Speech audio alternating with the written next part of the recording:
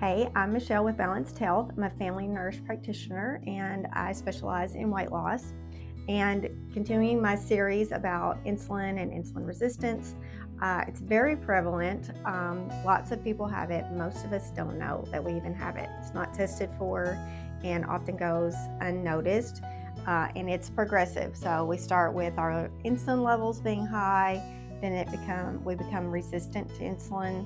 Our bodies just basically start ignoring. We're so used to insulin, it just ignores it and requires more and more insulin, so we become resistant. Then that continues on and becomes pre-diabetes, and that continues on and becomes diabetes. So it is a continuum. So the earlier we can recognize that our insulin levels are elevated, that we're becoming resistant, then we can make some changes and reverse that. So here's some of the common symptoms of insulin resistance. One is just being hungry all the time. You eat, you're still hungry, just constantly wanting to eat. Stubborn weight. No matter what you do for your dieting, no matter how perfect you do it, you simply cannot lose weight. That's another common symptom. Fatigue and low energy. Anytime we have issues with our body being able to utilize energy and access energy, that's going to be the symptom is fatigue.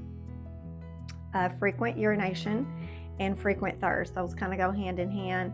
Obviously, if your sugar's high, then your body wants you to drink. It causes you to feel thirsty, so it's trying to dilute that and flush the sugar out. So obviously, the more you drink, the more you're going to have to pee. So those two kind of go hand in hand, but frequent urination and increased thirst.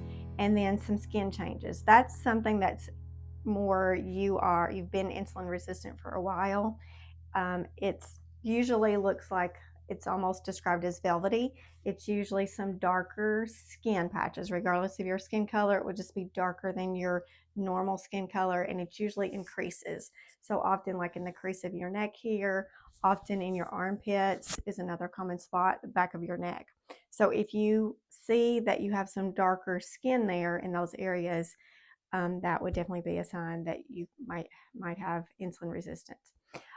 So I do have a webinar coming up where I'm going to talk much more about insulin, what it does to your body, symptoms. We'll go over all that again, and strategies that you can do if you do think your insulin is elevated to reverse that, and develop a plan to get those levels down.